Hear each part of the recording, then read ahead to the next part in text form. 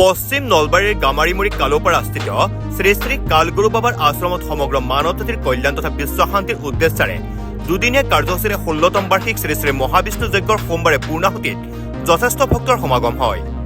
সোমবাৰে ৰাতিপুৱাৰ পৰা উষা কীৰ্তন, জল আহৰণ, সূৰ্যৰ পৰা অগ্নি আহৰণ, আচাৰ্যসকলৰ বৰণ, অগ্নি স্থাপন, বন্তি প্ৰজ্বলন, আহুতি প্ৰদান অনুষ্ঠিত কৰা হয়। পূৰ্ণাহুতিত ৰাজ্যৰ ভিন্ন প্ৰান্তৰ পৰা অহা ভক্ত দৰ্শনাৰ্থীৰ মুখৰিত হৈ পৰে যজ্ঞস্থলী। উক্ত যজ্ঞত সেৱা আগবঢ়ালে মনৰ কামনা পূৰণ হোৱাৰ এক লোকবিশ্বাস আছে বাবে প্ৰতি বছৰে ৰাজ্যৰ ভিন্ন প্ৰান্তৰ ভক্তই উক্ত যজ্ঞত ভিৰ কৰে। আবেলি জিন্তি ডেকা আৰু সংগীতবৃন্দৰ নাগাৰা নাম পৰিৱেশনেৰে সামৰণি পৰে উক্ত শ্ৰী শ্ৰী মহাবিষ্ণু যজ্ঞৰ। উল্লেখ্য যে বানপানীৰ সময়ত পশ্চিম নলবাৰীৰ বিস্তীৰ্ণ অঞ্চল প্লাবিত হয় যদিও বুঢ়াদিয়া নদীৰ পাৰতে অৱস্থিত উক্ত যজ্ঞস্থলী আজিলৈকে প্লাবিত নোহোৱাৰ বাবে এয়া এক ভগৱানৰ শক্তি বুলি গণ্য কৰি আহিছে অঞ্চলটোৰ ৰাইজে।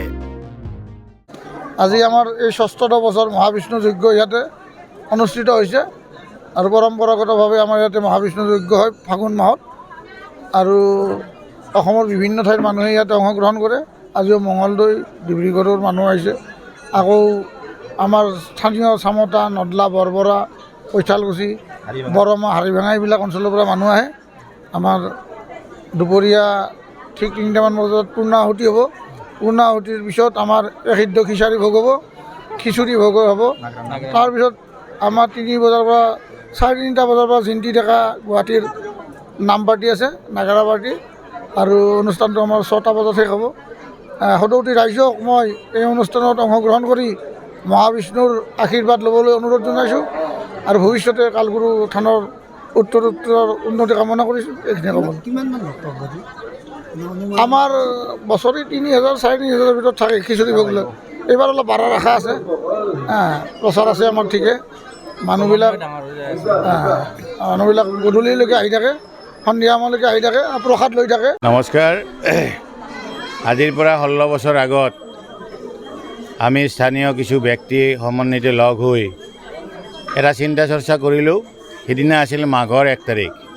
প্ৰতি মাঘৰ 1 তাৰিখে আমি ইয়াত গছ পূজা কৰোঁ আৰু এই গছ পূজা কৰি থাকোঁতে আমাৰ মনলৈ এটা ভাৱ আহিল, এতিয়া সদ্য প্ৰয়াত ভগৱান ভাগৱতীদেৱে তেখেতে আগভাগ লৈছিলে যে ইয়াত এখন যজ্ঞ আৰম্ভ কৰিব লাগে, বিষ্ণু যজ্ঞ।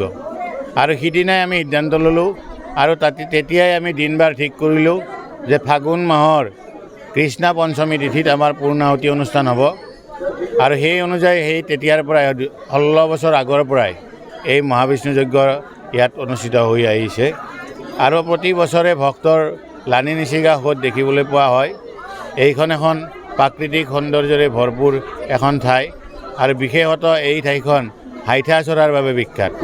অসমত তথা বিভিন্ন প্ৰজাতিৰ চৰাই ধ্বংস হোৱাৰ সময়ত ইয়াত আমি হাইঠা সংৰক্ষণৰ আমি ব্যৱস্থা কৰিছোঁ আৰু যাৰ ফলত অসংখ্য হাইঠা চৰাই আহি ইয়াত বসতি লয় বা ফল মূল আদি খাই ইয়াত থাকেহি। আৰু আমি দেখিবলৈ পাইছোঁ যে প্ৰতি বছৰে বিভিন্ন অঞ্চলৰ পৰা এই মহাবিষ্ণু যজ্ঞত আহি ভক্তই ভিৰ কৰে।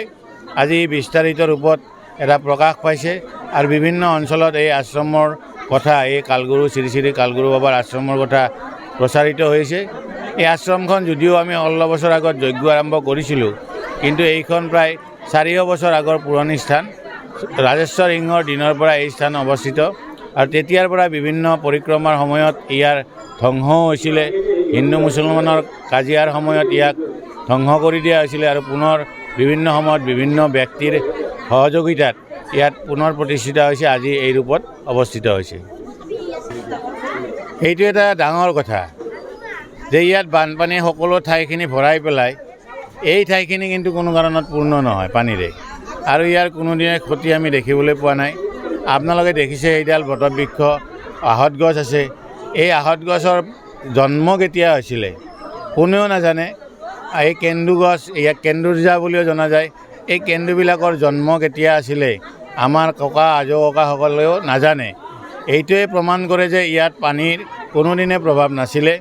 পানী উঠিলে নিশ্চয় গছবিলাক মৰি যায়, কিন্তু আমি দেখিবলৈ পাইছোঁ যে এই আমাৰ সন্মুখত যিবিলাক বানপানী আহিছে, এই বানপানীৰ সময়তো ইয়াত কোনো ধৰণৰ ক্ষতি হোৱা আমি দেখিবলৈ পোৱা নাই। এইটো হয়তো ভগৱন্ত প্ৰভুৰে লীলা বুলিয়ে ক'ব লাগিব বা মানুহে বিশ্বাস কৰে। নলবাৰীৰ পৰা দীপু দাসৰ report news any 365। Stay informed, stay ahead. News Any 365.